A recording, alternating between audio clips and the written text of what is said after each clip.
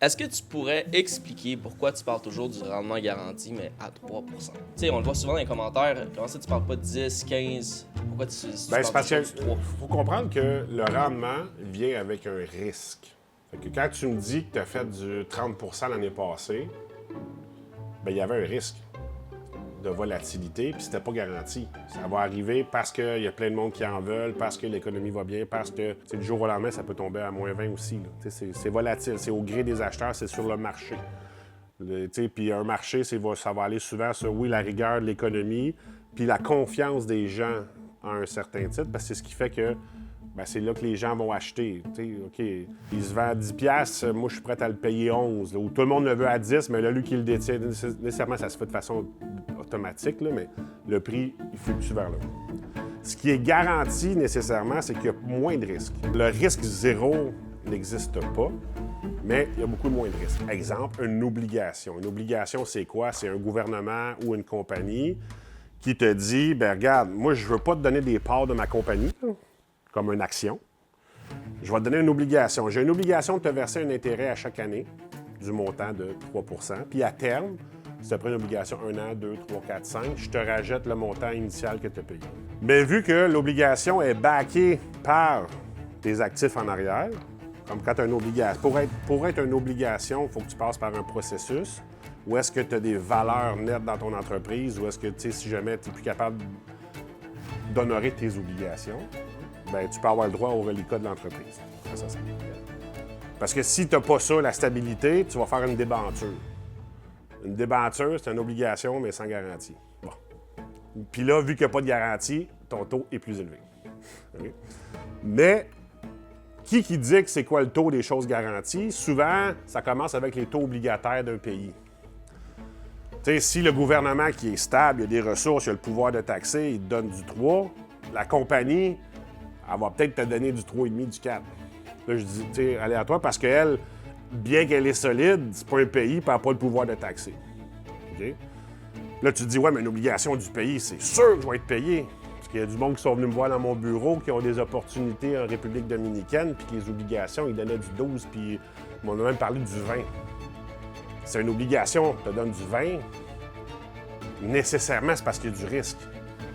Parce que sinon, l'autre personne, ce qu'elle ferait, c'est qu'elle irait voir la banque pour être capable d'aller emprunter à moins qu'à du 20. Je sais pas si tu comprends. Fait que si une obligation va te donner du 20, c'est qu'il y a un plus gros risque qui est en arrière nécessairement. Ça veut pas dire qu'ils ne te paieront pas, c'est juste qu'il y a plus de risques.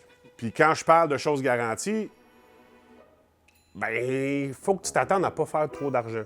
Puis c'est des gens qui sont prudents qui veulent ça, puis c'est des gens qui ont des projets court terme, qui veulent se protéger contre l'inflation en partie, parce que là, si tu mets ton obligation à 2,5 à 3 pas dans un CELI, dans du non enregistré, ton 3 tout dépendant de tes revenus, tu peux payer 50 d'impôts, puis tu en restes 1,5, puis l'inflation est à 3. Fait qu'au final, tu perds, mais tu perds moins que si tu l'avais laissé en dessous de ton matelas. Puis c'est important, parce que souvent, je vais avoir des traders qui vont regarder, pourquoi tu parles de ton pourcent, moi? Puis c'est correct, ils ont raison, puis ils en ont probablement fait du rendement. C'est pas la chose, c'est que c'est un produit qui est différent. Quelque chose de garanti, c'est pour un objectif différent, c'est pour une tolérance au risque différente. Puis dans un portefeuille, quand tu n'es pas 100 audacieux, donc 100 en action, puis dans des affaires spéculatives, puis ainsi de suite, tu as une partie de fonds obligataires ou d'obligations ou de CPG ou de comptes à intérêt élevé ou de choses qui est moins volatile.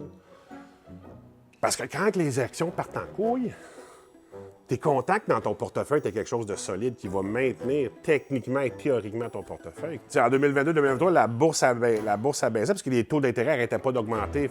Pourquoi que parce que là, tu te dis, pourquoi que les taux d'intérêt augmentent? Puis moi, ben, c'est parce que toi, tu as acheté une obligation dans le passé. Puis ton obligation a dit que, ben, ce que moi, je te donne du 2 ou du 3 pendant 5 ans, mais là, la nouvelle, elle te donne du 4 et du 5. Bien là, d'où tu vas acheter celle à 5? Mais là, tu n'as pas les liquidités que tu veux vendre celle à 3, mais elle vaut juste 3. Moi, je peux avoir du 5. Pourquoi je t'achèterais celle à 3? Fait que là, nécessairement, tu as un capital. Mettons que tu as investi 1 000 $. Il y a un calcul qui se fait. Fait que à terme, tu vas avoir 1 000, mais il vaut plus 1 000 parce que tu te donnes, sur le marché, il se donne 2 de plus. Fait que nécessairement, tu vas l'acheter à 900. Là, je dis n'importe quoi, le calcul n'a pas été fait. Mais tu comprends? Fait que ton obligation perd la valeur. Fait qu'en 2022, ta côté protection de portefeuille, elle a diminué en même temps que ton portefeuille d'actions. J'ai été loin dans cette vidéo-là, mais pour rapper, qu'est-ce qui est garanti et nécessairement va donner nécessairement moins de rendement? C'est normal, parce que c'est garanti, parce que la personne s'engage à te payer tel montant à tel moment.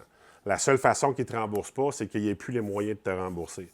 Versus une action, si l'action plante, tout le monde ne veut plus acheter de l'action, c'est volatile, il n'y a rien de garanti. C'est pour ça que je dis souvent dans les vidéos, faites attention quand on vous promet du rendement. Puis je vois des pubs passer dernièrement qui promettent 20 de rendement. Faites attention, il y a une histoire qui vient de sortir avec l'AMF, une pyramide de Ponzi version 2025-2026 qui a été faite. Je vais en parler dans une autre vidéo de ça.